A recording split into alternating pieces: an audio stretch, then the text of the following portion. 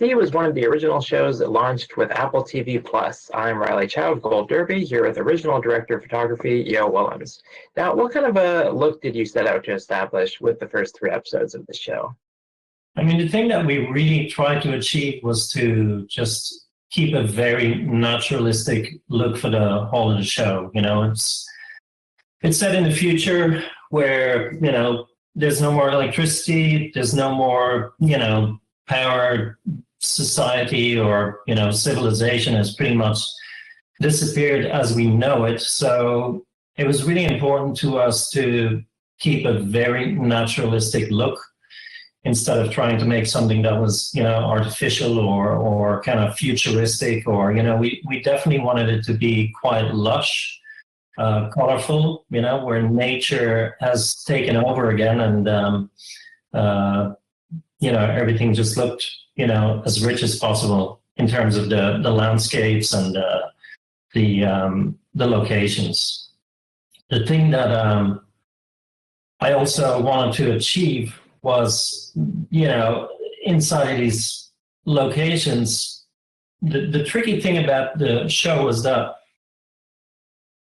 you have to understand that nobody can see, nobody has vision. So people don't really need light to see. So as a cinematographer, that's quite a tricky sort of beginning, as people don't need windows, people don't need lights, candles, practicals. All they have really is firelight to cook or a fire to warm the hut. So for me, those elements just became the light sources, besides also God flame, the sun. So that was really important to use the sun in a very, you know, strategic way in terms of picking the locations, how to build the sets, how can we shoot backlit, how can we shoot that everything just looks as beautiful as possible in terms of nature. Obviously, being shooting in, since we shot so much in Vancouver in the fall, we did have quite a bit of changing weather, which was possibly one of the sort of most challenging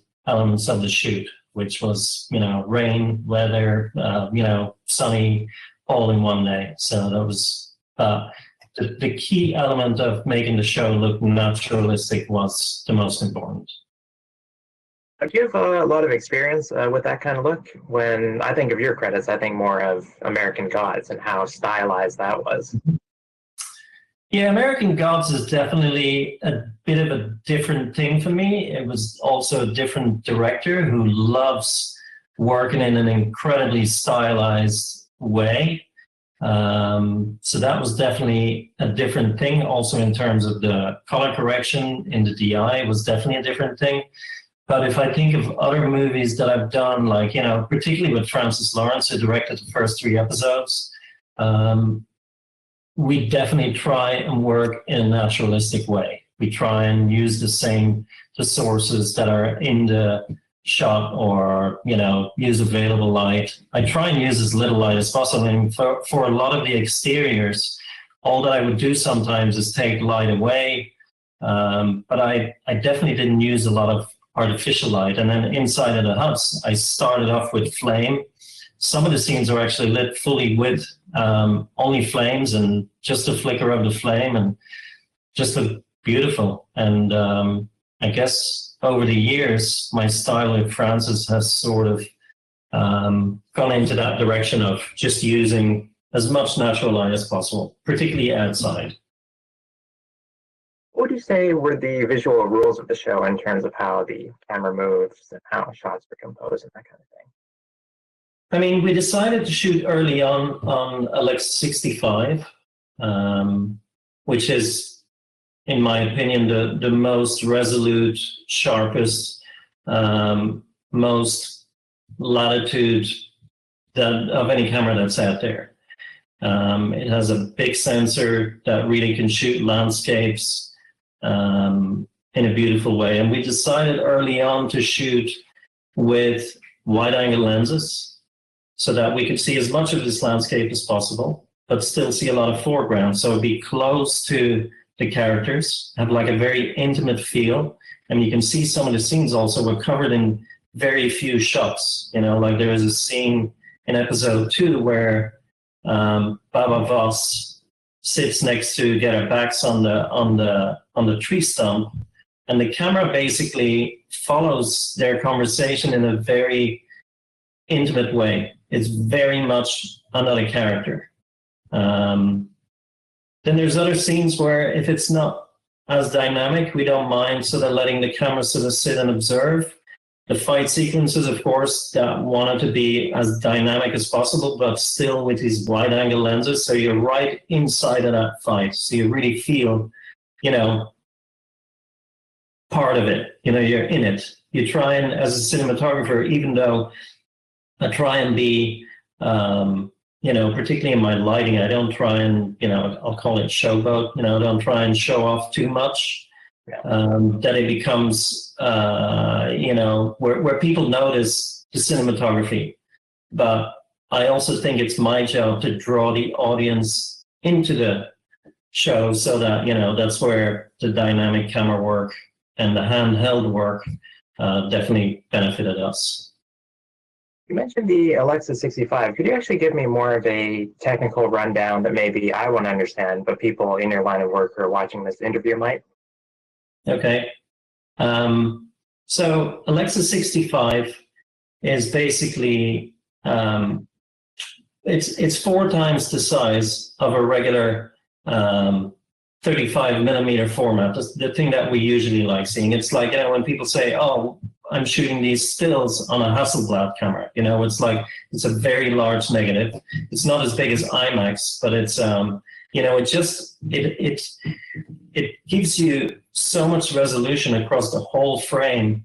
There's so many pixels on there that it's, it's just, the detail is just incredible. And the latitude of the material is it's just stunning, the highlights and the skies, but then you also in the deepest shadows, like when we were shooting in the cave, for example, you have all this detail outside with like this very hot sort of sun that's peeking through, but then you're in this cave that's lit by firelight, and it would hold all of that detail. And that's, the bigger your sensor, the more detail you're going to get with that camera.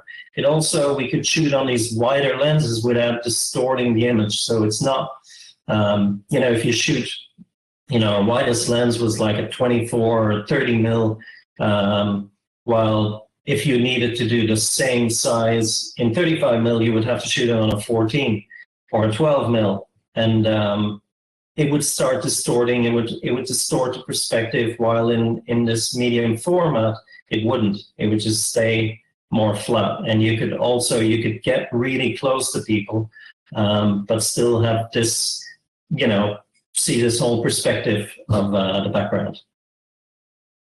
Now, reportedly per minute, C is the most expensive drama series that we've ever had on television. So how was that budget reflected in your work, and did you notice? I mean, I guess shooting Alexis 65 is a little bit more expensive, but I don't think it was that much of a thing. I mean, in my world, I actually didn't use, of course I used equipment, but I felt that was, in my world, sure, I had some machinery to take out sun and everything, but I think the real scale of the job was like, where we traveled and where all of these, sets were built. We decided not to shoot anything on stage, which, we built, you have to take a boat up to Vancouver Island, up to Campbell River, and then we had to drive another hour to where the location was, where they built this whole village. I think that's where, a lot of the cost went, and putting up, hundreds of people in hotels. And, so for me, and they the effects also had quite a lot to do, even though I heard from them that they didn't have a massive budget either. So I don't know. I mean, people say all of this stuff about budget and everything. I mean, I try to be cognizant. I'm not somebody who just goes out and tries to shop for everything that's on the shelf. I try and be, production friendly, and not to, use too much gear. It's not my style anyway. I mean, you want to work in a naturalistic way. It's like, well, there was many places I couldn't even bring any equipment. The big fight sequence in episode 1, I couldn't even, I didn't use any lights. And maybe at the end of the night, I said like, hey guys, I'm, like at the end of the day, I was like, I need to bring in a little backlight because it just can't expose anything here. But other than that, I used as little lighting as possible. For the Emmys, you have to submit a 5-minute clip from one of your episodes that'll be considered by the panel of judges if it gets past the popular vote. So I'm wondering if you know what 5-minute section from your episodes you've submitted and why. It's a very difficult thing to really go through because I shot 3 episodes and it's like difficult to truly define, which is the better episode. And, so it's a bit tricky to find 5 minutes, but I decided to go for episode 2 because of that scene with Getterbax and Baba Voss on that tree stump. That's where it starts. I feel it truly has that Alexis 65 depth of field. It has the way the show was shot in an intimate way. It starts with a day exterior, which we picked the exact right time we wanted to shoot it. I thought the scene was beautiful, and it runs into the scene in the forest, which has the big, where they set the village on fire, and then it leads into Queen Kane's quarters, where you have this beautiful set with, I did bring in some artificial light to make it look like this is her sort of place where she can relax and enjoy the sun, and so that's the piece that I picked. Is it the best piece? I don't know. I mean, it's like there's other scenes in other episodes that I really love, but one bit was at the start, one bit was at the end. So in the end, I went for episode 2. I love also the whole episode. There's some beautiful stuff in it. And anyway, that's what I went for. Yeah, it's tough. What about, do you have a favorite shot from the show? Maybe one that you couldn't include there?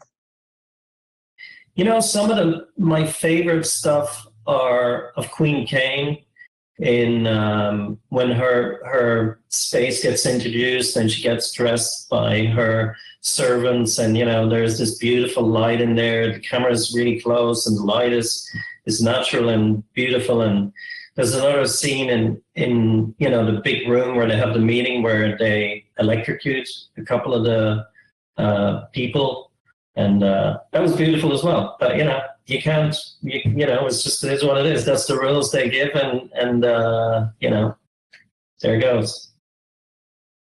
Yeah, you can't edit anything. And I actually want to ask, how does editing affect your job as a cinematographer, where you might be trying to establish some kind of visual language, but maybe not have total control over how it turns out? Mm-hmm. I mean, definitely the way we ended up shooting stuff handheld, and in the regular dialogue scenes, I think we were kind of, the camera operator ends up editing quite a bit on set, while you're shooting, because he goes between one person and he actually pans the camera off to another person, and you actually edit on set, which I feel is very dynamic, and it's doesn't feel as choppy. But then in bigger sequences, like fight sequences, you just try to visually have continuity and that it all cuts together. And particularly, it was tricky to match everything in terms of lighting for the exteriors, because we had so much weather change and so much light change that I did have Adrian DeWitt, our VFX supervisor. I would say, hey, can you later, can you paint that bit out, and can you paint that bit? Can you put a little ray of light there? And just to help out a little bit to make the edit as continuous as possible. So this show, the first 3 episodes were directed by Francis Lawrence, who you had worked with before. So how did you form a relationship with him originally? Well, I started working with him when I first moved to Los Angeles from, I lived in the UK, I'm originally from Belgium, but I did a few music videos with him in the early 2000s. I did like Crimea River with Justin Timberlake, and I did some other videos with him. And then many years later, after he had done some movies and I'd done some movies, we bumped into each other for a TV pilot. I was doing a TV pilot at Fox, and then he did a pilot there. And somehow we met again, and he said, hey, do you want to do this pilot? I said, yeah, sure. And then we did one pilot, we did another pilot, and somehow our styles and our tastes are quite similar, and they collided, and we have a really good working relationship, and we love kind of similar things and similar movies, and we just work really well together. And now it's been almost 10 solid years that we've been working together. It's been a fantastic working relationship. And finally, you did the first 3 episodes with him. You didn't do the rest of the season. Will you be coming back for the second season? I will not be coming back for the second season. That's the short answer. That I did really enjoy doing that show, though. It was a real feat for everybody to put this together. I mean, I always feel as a cinematographer, I kind of lead my work, or let myself be led by production design and by the locations and by, so I sort of come into it a little bit later, and I just observe, and then I kind of see what I can bring to the show. But people that really put it together was pretty amazing, like production design and the costumes and just locations, and it truly was possibly one of the, we only had 40 days to shoot the 3 episodes, and we just traveled all over the place, and it was truly a memorable experience. Had a really good time. All right, Yo. Well, thanks so much for taking the time to chat. Hopefully, we see you nominated at the Emmys this year. You should have won for American Gods, I think. Thank you. And for viewers, you can watch more of our C interviews with Adrian DeVette and other people on this channel, and you can go to goldderby.com to log your Emmy predictions. Okay, cool. Thank you.